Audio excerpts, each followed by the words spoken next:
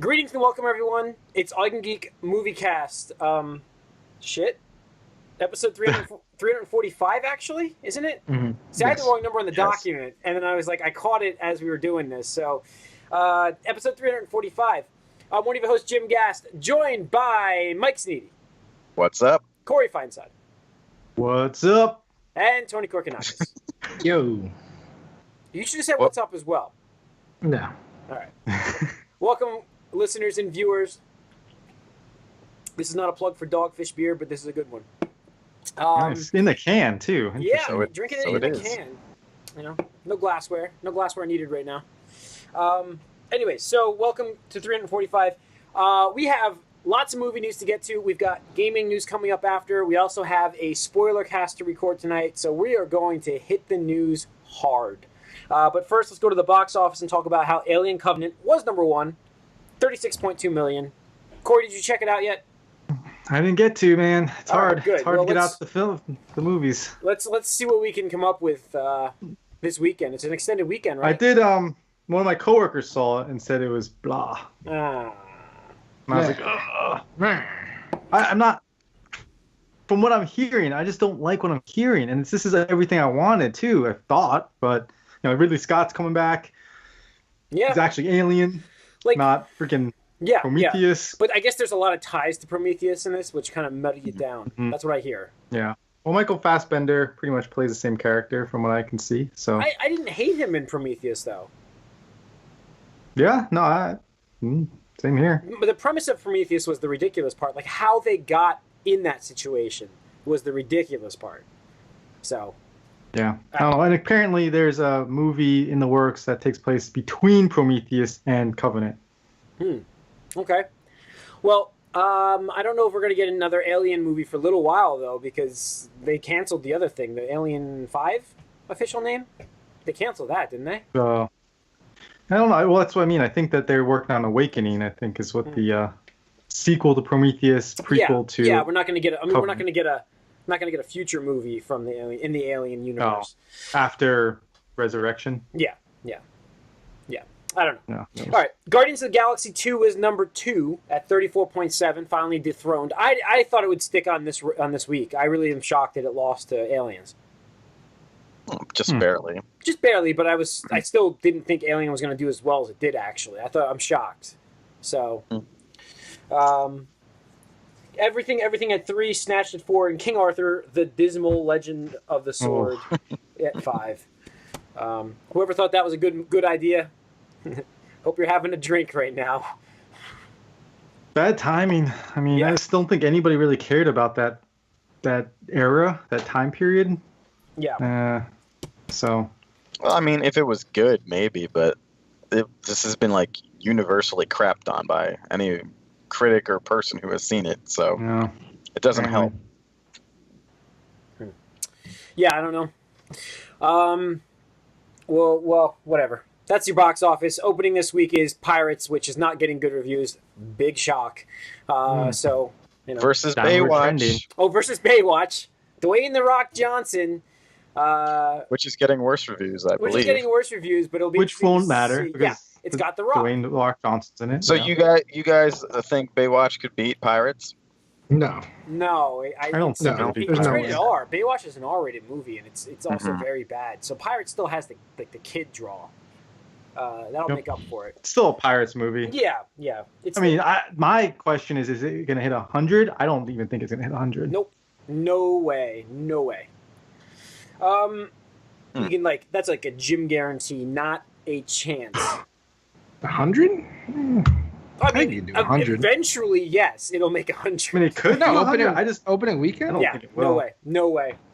I'd be willing to bet on this. I'd throw a bet out for this weekend. For it. I'm not saying I want to throw off a bet. All right. I'm fishing. I guess I think we should do the It is enticing. the but bet league. leaderboard thing, man. Oh, Yeah, we gotta should do that. come up with points and how that works because there's got to be different points for certain. We'll have to bets. take that offline, guys. We'll come back. We'll think Yeah, about that.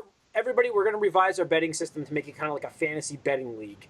So we'll keep a tally, and it'll end at a certain point. We'll talk about this after, but we'll get it worked out and tell you all about it. So look forward to that soon. Let's get into the movie news. There's a lot of it. We're going to kick off with the lead story of the week, which is Tragic Story. Zack Snyder is actually off of Justice League, and that's not the tragic part.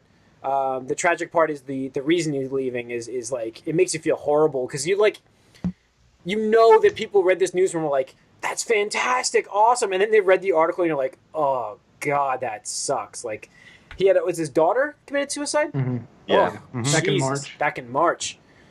So I was wondering why they brought Joss in, but that's about when they brought him in. Talked about a few months ago. That was why they brought him in. It seems, it's the timing was right and everything. It just they tried to keep it under wraps and understandably. I mean, it's a personal thing. You don't necessarily need to advertise that or promote it or anything. You just want to kind of take care of it yourself and deal with it within your family. And as a parent, like, just the thought of having to, it's got to be insane. Bury your children is just god awful.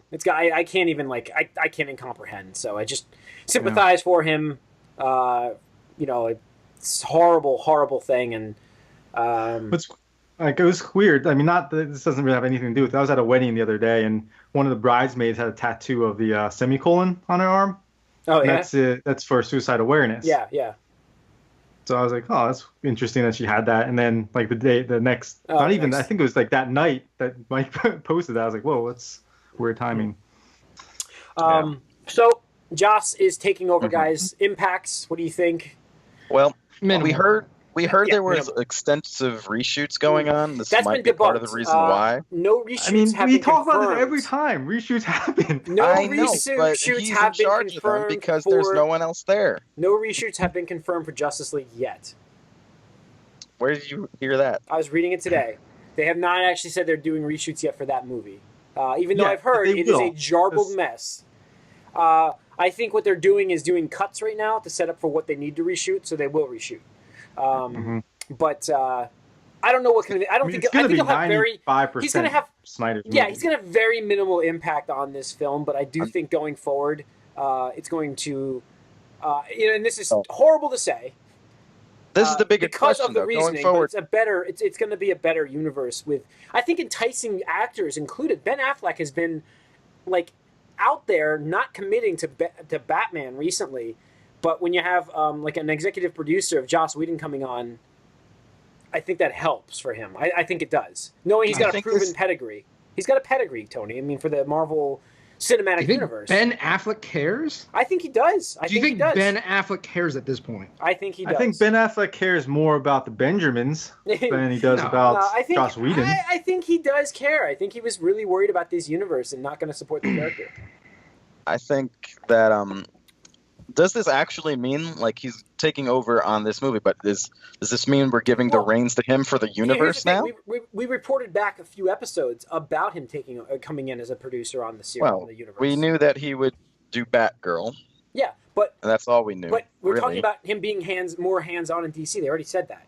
So that was prior to this news. Well, I mean, when Zack Snyder's stepping back, he was the leading force behind a lot of these movies. He had his name and his hands on everything. I know, but with him not there, who's going to take the reins? I mean, that's why bring in Joss Whedon. He was mostly done, though, at this point, what he was Well, scheduled. no, I understand that, but still, you're going to have Joss Whedon's hands on Aquaman now, which is going to start filming soon. You're going to have Joss Whedon's hands on, anything that comes out after. Two S's, Corey. Josh. Yeah, I know. I said Josh, but it just sounds different. It sounds like an whatever. It sounds like an osh. Not Josh. Joss. Anyway, well, we'll see what he can do. He's lost himself a bit of goodwill from people lately too. Yeah. People weren't too thrilled with Ultron. It wasn't that bad, but it wasn't his best work. And you see things pop up here and there. People dissect some of his older work and be like, "Hey, Dollhouse actually was terrible." Or no, I mean, he's been. I mean, you're right. He has not been. He's not like the Midas touch, you know what I mean? But it does help a universe that, I mean, none of us here can say is strong. He still has a better reputation. Yeah. So we'll see what he can do. Hopefully, this doesn't. That being said, the characters die. Yeah, let's roll this. Yeah, let's roll this into the next bit of news about Wonder Woman, which is coming out soon and getting early reviews, which are very positive. Previews. Well, they're not allowed to. The reviews dropped Friday, official reviews drop Friday for it, so we will know. But the early impressions from the reviewers, not giving anything away spoiler-wise, they said they loved it. The ones I've read. Yeah. I mean, I read people love Fantastic Four. So. No way. There's no way. Really? I mean, that's what previews are, man. People family just is of say the anything. actors. But regardless, I can't trust it yet. Sure that these reviews will get the benefit of the doubt for this movie anyway. I don't know. I think that, like you said, there's a lot of people just wanting this movie to be good. Doesn't matter, Mike. I mean, they There's wanted people wanting every movie. Batman versus Superman to be good. It didn't happen. There's a lot of people who didn't want that to be good. Just because you want something doesn't mean you get it, Mike. It does once when you're a critic and you think, God, here we go. Like So this is like, so before they're overly harsh and they're just going to go at it negatively. Now suddenly, for a DC movie, they're going to be overly not critical about it. They're going to just let things slide. You pick a side, Mike. Choose a side.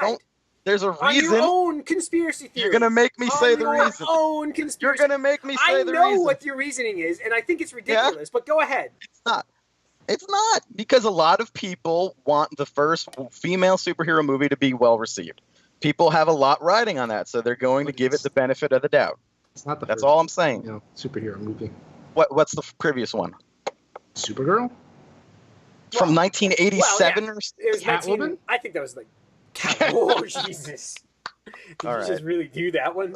Why did you bring up DC? Oh, that's such a bad memory. I had to watch that, don't forget. And that was a double because it was a female and a minority. And, nobody gave that pass. So the interest in this movie is very high, though. I don't know. I'll said shockingly high because we see this Fandango. I do want to see. I mean, I have been a supporter of the DC universe much more than you guys have been, and I feel like this is going to be a decent film. It could be good. I mean, I watched Power Rangers in the theaters. I watched Power Rangers in the theaters. I will go see this in the theaters. I would see this if you guys see this. I'll see it together. I was not. I was not a supporter of Slipknot. I was like, that guy, he's the guy.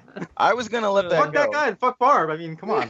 And I still think of the band every time you mention that because I don't remember the character at all. Man, all right. Yeah, exactly. Did you guys hear about the crossover in the Netflix universe from Unbreakable Kimmy Schmidt? And what? And Orange is the New Black. Oh, nice. Like, it's in the same. Okay. They made them in the same universe, so they actually have an episode in Unbreakable Kimmy Schmidt where where her friend goes to jail, and it's the jail from Orange is the New Black, and there's actresses from that in the show, and it's like an official like tie-in now. It's pretty impressive because it's Netflix. They own they have it all. Might as well do it. All are one, more connected. Hashtag it's all connected, and it's not Marvel. Yeah. Is that leading you into some other darker territory, Jim? No. Okay. It's a good segue. You could have done it. But I don't want to go into that, though. That's only we have time. It's only we have time. Anyway, so this poll says that actually for summer movies after Memorial Day and before Labor Day, Wonder Woman is ranked from 10,000 Fandango users number 1 ahead of Spider-Man Homecoming as most anticipated. This is coming out sooner. That's why. It's just that it's newer, Mike. It's coming out like next week, so possibly, but it's still, no. Considering there is no chance Wonder Woman beats Spider-Man opening weekend. No chance. I'm not saying it will, but I'm saying it might get closer to 100 million opening than the 60 something they're thinking it might. That's all I'm saying. I agree with that. It's I think they really lowballed their predictions, maybe on purpose to make success where maybe there isn't, if you know what I mean. So it just seems more successful, but I kind of expect this to be around 100 million now, just because of this. Yeah, I don't know. We'll see, but I don't know. It really depends on these first impressions that people come out with, and like if social media can really like push this thing. I'm very skeptical about that. But, all right, moving on. Quick bit of news here about Resident Evil. If you just saw the latest movie, it was the final in the series for Milla Jovovich and Paul W.S. Anderson, and now they're rebooting it already. So look for a Resident Evil movie coming out.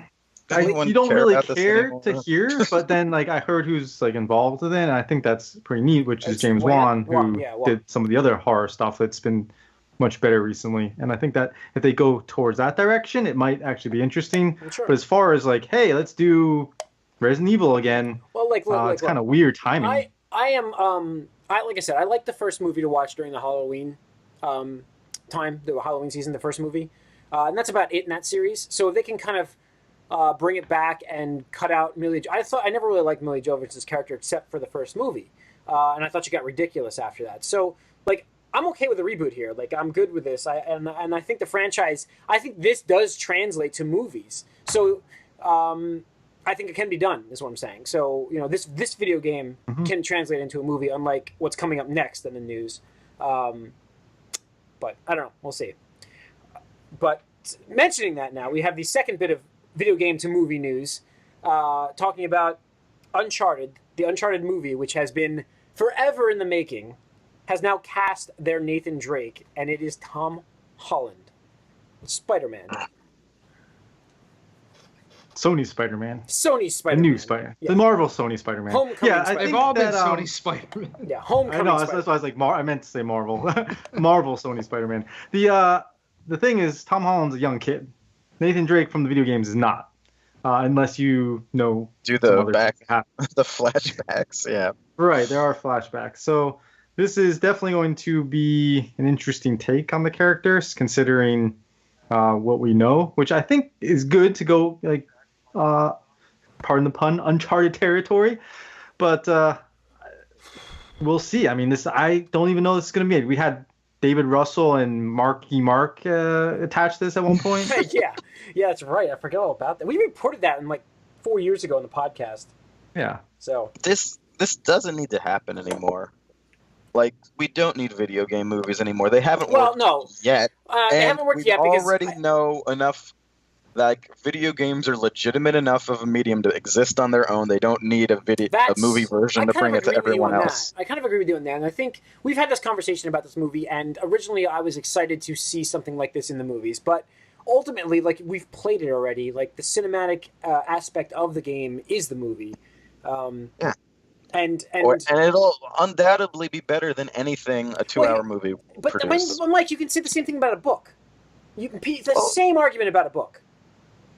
Except the book is less interaction. No, yeah, but it's the same kind of story idea. Like the movie is never going to be as grand as the book. It can't be. Yeah, and like a TV show would be more than the movie. Same thing, but I don't see the need for this, especially in a cinematic game. And I really don't see the need to have an origin story, which is what this is going to be. I think it depends. I mean, it's always going to depend, I guess. But like with games, especially like you've been saying, Jim, and they are very cinematic these days, and the stories they're telling are great. Like Horizon was fantastic. Like that story unfolded like perfectly. And I wish we did a spoiler cast on that, but maybe when Tony finishes it. There's a fantastic story, and I don't necessarily need to see that in a film. But there are games that could do well on film that maybe just don't translate well, to the video game format, and they have some pretty neat stories to tell. So I think that it could work. I just don't think the people that have been involved in these films have been the right people for that. So I think you're right. Get the people. I think the aspect that they're looking at, like the way that they've been doing this stuff, has been wrong, and I think that's hopefully. I mean, you hope this every time that they've learned that lesson, and they haven't yet. Yeah, and it took a long time for comic books to catch on. That's people the other, just couldn't make comic book movies. But Corey, you brought up my exact point. They're not doing it to compete with themselves. They're doing it to extend the franchises, because we can see the Marvel movies, especially post Avengers, went like that, and then comic sales followed that, and now their merchandise. Like, the merchandise is what they really care about. The comic sales, drop in the bucket. Did you guys see the amount? Toys? Did you guys see that the amount of the Star Wars increased merchandise sales last year by itself? Yeah. By itself, it's like 2.4% of all of merchandise by itself. Exactly. That's what I'm saying. That's what they care about. And the thing is, unless you're Marvel and Fox, you don't get any of that shit. Right, but when you're talking about why they're doing it for the intellectual property. They're trying to boost it. They're trying to extend. It's exactly why Nintendo started doing mobile gaming. Like, yeah, they're not going to do like a full-fledged Zelda or traditional Mario again, but they're doing those things just so people get hooked, and they're like, oh, I could go and buy other Mario stuff or more Zelda stuff. Yeah. Same thing. I don't know if it's going to work out for Uncharted, but we'll see. Yeah, you're right. Right. And the other thing I realize here is they went young because if you have old Nathan Drake, he is pretty much Indiana Jones. So yeah. they have. And now you can build a franchise with this character. You can build into it. Yeah. And it even lets you recast if it doesn't work out for him. You can always recast as an older Nathan Drake. All right, just jump. You can always cast Tom Hardy. He's cast. You can always cast an older Poison Ivy. Why are we talking about this? Why are we talking about this? Because we didn't mention it last week that Tom Hardy is now playing Venom. Did we? Who cares? I like the link name here too. The URL, Tom Hardy Bad Idea. I chose that article on purpose. I did that on purpose because I think this whole thing's a bad idea. Yeah. So it's Venom without Spider-Man. It's weird. I wonder what kind of accent he'll have. Something we can't understand, I'm sure. Talking through a mask. We are Venom! For you! The people! For you, the shimmer. You know what? It's still better than Eric Foreman, though. Yeah, his spidey senses are tingling, if you know what he means. God, terrible. It was so bad. All right, S.H.I.E.L.D. I can't believe you just pulled that quote out. Yeah, All is that amazing or what? Every time I see his picture with the Venom costume online, that's the only quote I think of with him. That's it. Because that's like the first thing he says when he takes the mask off of his face, is he says that.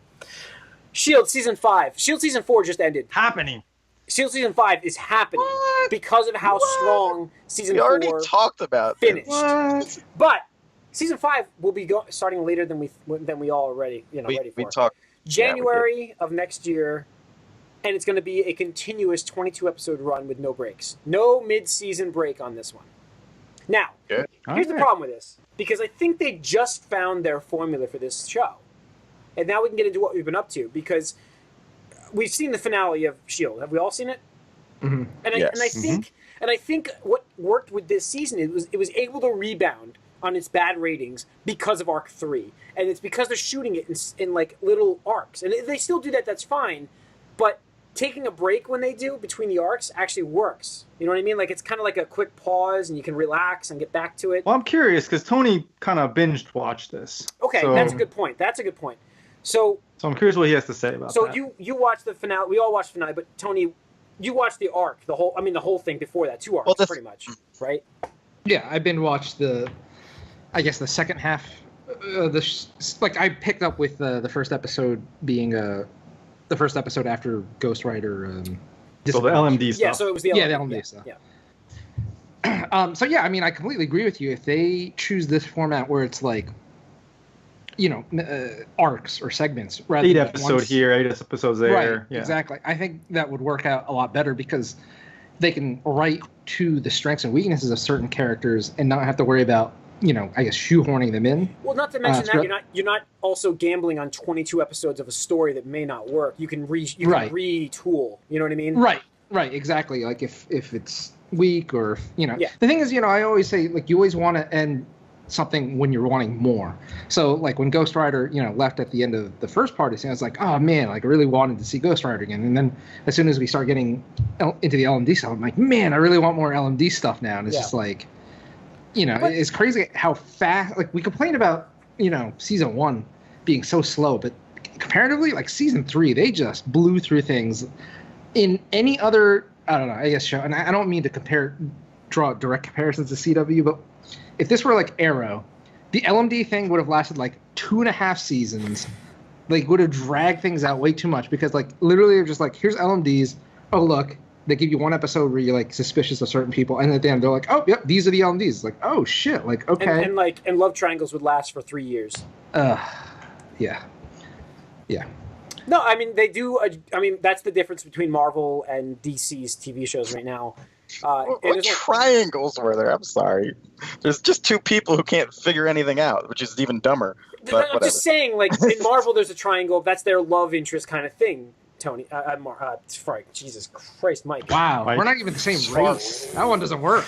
I mean, Yeah. So I mean, like, it's the There same have been love idea. It's triangles their in the show, version though. of it. No, but I mean, I'm using it as the example, the love triangle, in that they could have stretched on for 2 seasons, and unlike Arrow, Right. they took care Ward of and shit. Lincoln would have been around for a while. Yeah. They take care of that shit quick. Fucking Lincoln. So I don't know. I think so. Watching it though, watching LMD and then Hydra back to back. Those could have been the same thing, really. Like I could see those continuous, maybe more than the first third. Listen, there is a continuous arc. I mean, there is sort of. And it all ties back together from the beginning. Yeah. But It I mean, ties wrapped back up together a with bookend one of that. thing. it's a bookend. But Well, Yeah, I a mean, book. it's a book, literally, a book. Yeah, I mean, it's perfect.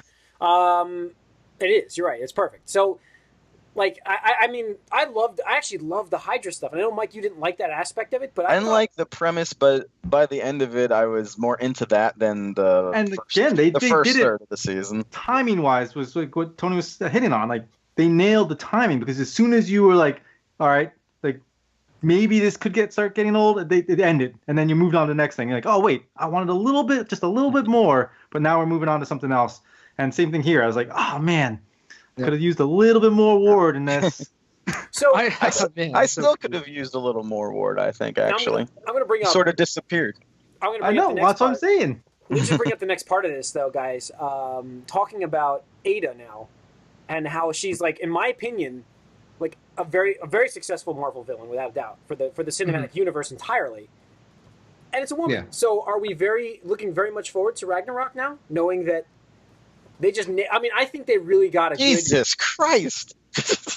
How do you connect those two? Okay, They all have Marvel. we've watched Marvel movies. Yeah, sure. Okay. We have watched Marvel movies right now with all these villains and TV shows with villains, and I thought the entire time they've had a villain problem.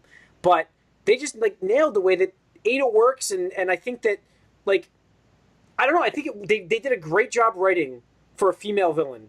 So I'm like, I'm very more confident now actually in Thor.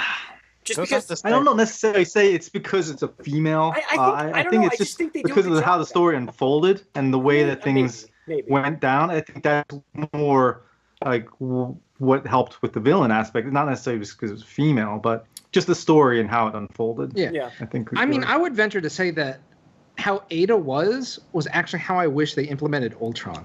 Yeah, I mean, her power is powerful, and They needed more time. They needed Right. more. Well, I mean, we had a 22 episode season to build it, because she started out as like, just basically a tool, and then she developed and grew as an individual, and then went psychotic. Oh yeah. And went murder. But like the thing is, like, it was never just like Terminator, like I'm gonna kill everybody. Like she was still cool, calm, and collected and calculated about everything. It was honestly really scary because it's like, what is she up to now? I don't know, and then, like, with those powers, like, where is she going to pop into next? And it was really interesting how, like, she had these, like, protocols in place to protect people. At the same time, she's trying to, like, get around them to, like, for her own purposes, which was pretty neat, too. I thought that was a great contrast, with the doctor. I forget his name. He was a Doctor. Oh shit! I forgot his name too. Because I was you knocked his name out of our head. I really like his character. I like his character, and like, so I was kind of bummed. So I looked him up just to see if there were plans going forward. But we'll see. I mean, we'll see. I don't. He's pretty I don't gone. know. There's nobody. He was also an interesting I liked his ending. Oh, sure. His ending was pretty good. That was a good ending. But I liked his character because just the way things ended with last season, you're like, oh god, this guy's a total douchebag, and he comes on this season, and you're like, really okay, did, yeah, no, his I wouldn't say LMD, but his what is that thing called? The database, the framework. The framework. Yes. His framework version was like his ultimate version. Like that was like where he shined as a character, really. And not that he didn't have moments before, but I think going into that, you're right, Tony. He was kind of like, this guy's a douche. But he had some moments before that. But he was a definite poor villain. Yeah. Didn't help. Yeah, I wouldn't describe him as a full blown villain. It's just he was taking out what he believed in most. And from a character perspective, I could totally respect that because he's just doing what he thinks is right and best for everybody, which unfortunately is shoving them into a virtual world. And like you said before, like it's what Ultron was. Like Ultron was built to help people and to be that thing, to advance mankind. And then it just spirals into what it turns into. And like with a movie, it just goes too fast. There's no time to build that character, no time to understand why all of a sudden it just like freaks out. Like here, we got that, and that's what is so strong for Ada as a character and her arc. Yeah. And then obviously when she gets dumped. Yeah. Oh, that was good. She's like doing all this stuff expecting like to be the one. Oh man. The look, I mean the look on his face was like, oh fuck. Like I fucked up. Like making me nervous. Props to that. Dude, that guy killed it, man. Like I tried to like dance around that when we were talking about the episodes, but I was like, oh, this guy is like killing it in the framework, man. That guy has had literally that whole section for him, even coming back, the power, like the impact of his, like, that actor did a fantastic job. Like when he was like breaking down crying at what he did, like by himself, and they're walking past, and then Simmons kind of stops and walks in with him there in the boot in the thing. I was like, this is really like I was like feeling a little bit. I was like, this is really emotional. I'm sorry, who are we talking about? Fitz. Oh yeah, his breakdown, Fitz, like when he broke down crying in that thing, like he was after she Fitz had broken has been fantastic. I have to say he's been great the entire run of S.H.I.E.L.D. Because like even when Ward does his backstabbing and stuff, and like he tries to kill Gemma and him, like that scene was fabulous in that, and him having the issues in the next season with the memory, the damage, the brain damage, and then coming in here, it's been great. And like, when the feels really are there with him and Simmons, and they do a great job together. No, he's by far been the most consistently interesting character on the show for me. Absolutely. I'm a little, actually at this point, I'm a little disappointed in Coulson. He's just sort of there. He doesn't. Yeah, he's the blue collar goody two shoes right now. It's kind of boring part to play, but he does a good job at it. The thing is with Coulson, I really feel we explored the mystery of his character arc almost too quickly in season 1, like with the Tahiti thing. Yeah. But again, they don't like to linger on things that we just talked about. Right. Yeah. But I think it would have been a bit lingering more on his new relationship a little bit now.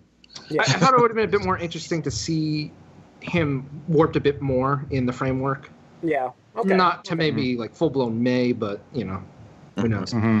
But anyway, I just want to say really quick, the actress for Ada, I don't know what her name was. I think she did a really great job through the season, because from our introduction to her, it's kind of like, okay, just some really hot chick who just needs to be robotic, which isn't that hard acting. But throughout the season, as she grew and developed as a character, as a robot, you said, she did a better job than Ultron. Way better job than Ultron. Yeah. And that's their Ultron. It was their. She was. Yeah, and the emoting, like you're saying, like the robotic aspect to the more human emotions was fantastic. The slight changes here and there, you could tell she did a great job there. I did want to mention though, like it was cool to see, like, because she chose Fitz because of how hands-on he was with her, and like during this season, like building her and recreating or taking her head and stuff. Like there was like hints there that she definitely had an attachment, which is kind of cool to see play out. All right. But I mean, like I said plenty of times, I think this has been the best S.H.I.E.L.D. has been in a long time since Winter Soldier. Winter Soldier. Yeah. All right, Tony, what else have you been watching? I started My Hero Academia. Nice. It's a slow beginning, but it takes off. It is slow, but I'm enjoying it because it's interesting, because it's still in that shonen, which is I guess like young boy action genre. So there's definitely some tropes, but I think at the same time they like play on those tropes where you expect one thing and they do something else. So it's been pretty clever. I'm interested in watching the rest of it throughout the week now that S.H.I.E.L.D. is done for this season. But that is it for me. I'm going to move on to back to 100, which Corey is not in. It's in dire straits for ratings right now. I looked at him there. That this is going to be it, which sucks. Next season? Yeah, and it's you know what though, it's fine for me because like as we talked, the show is great, and I'd rather them end it on their own terms and get a good story and finish it because I don't want them to drag it too long. So, I'm watching that now because S.H.I.E.L.D.'s done, so I'm catching up with that. And MasterChef for me, and that's it.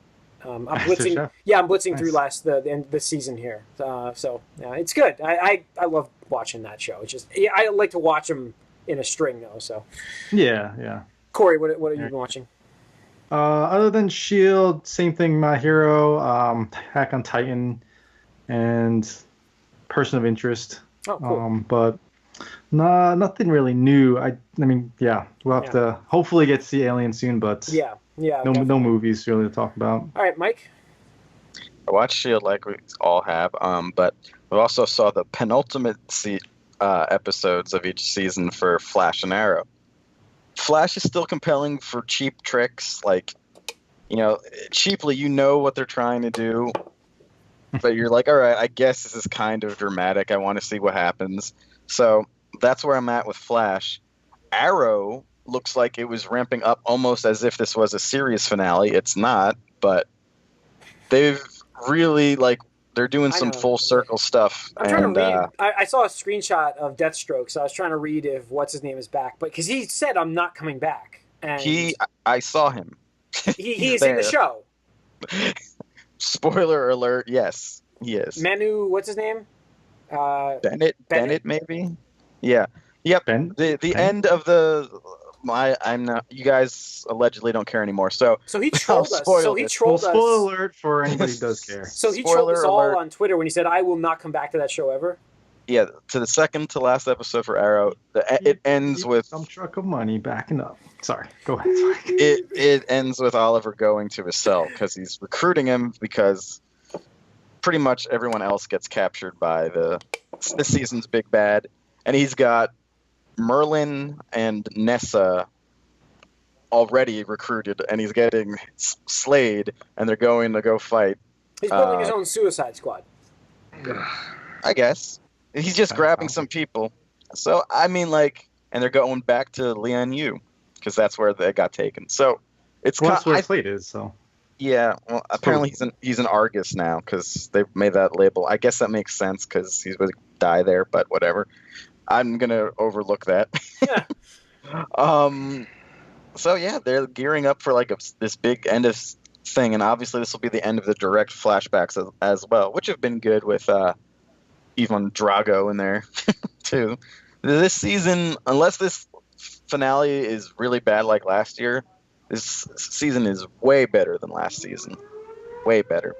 Oh, sorry for the Silent Hill sounds, guys. Probably better than season 3, too, but that's it. Did you guys see that Stephen Amell's going to be on American Ninja Warrior? Celebrity edition, yeah. I didn't like about that. So I watched that, too. Ninja Warrior, last season, I blitzed through all that stuff too, and I got psyched to hear that because I want to see what he can do with the salmon ladder because that's all over that show. So I'm like, he does that shit all the time, and then they give him an obstacle course though that's lighter because they're celebrities, and I'm like, come on, just make him run the goddamn. The person's Ninja there with them every time. Yeah, make him run the damn Ninja Warrior. Is he still as fit as he was in season 1 of Arrow? Because he was shirtless all the time. And, it just seemed like he's pretty. Okay, he's actually more fit. He's more fit than he was then. Yeah. Really? Wow, that's impressive. Good for him. I'd like to know what he could do on that course, and they're going to give him a lighter course, is what they're doing. I mean, I like that guy. I think he's really cool. So he's a nice guy. Either way, I mean, the show is not great, but he's a nice guy. And I'm going to actually I'm going to that comic, Heroes and Villains in Sakasana. Not Sakasana. I'm sorry, Secaucus. Secaucus. In September. I'm going to meet him. Actually, he's going to be there. So, and he always walks around, and it's great. So, all right. Anything else, Mike? We're good. That's it. All right. That's going to wrap up this 345th episode of the Moviecast. Tune into the Gamescast coming up next, listeners and viewers. Thanks for listening to this. Write us podcast at allyoucangeek.net. Follow us on Twitter at allyoucangeek. Like us on Facebook. Subscribe to our YouTube channel and listen to the spoiler cast coming up for Guardians. And tune in. Thanks.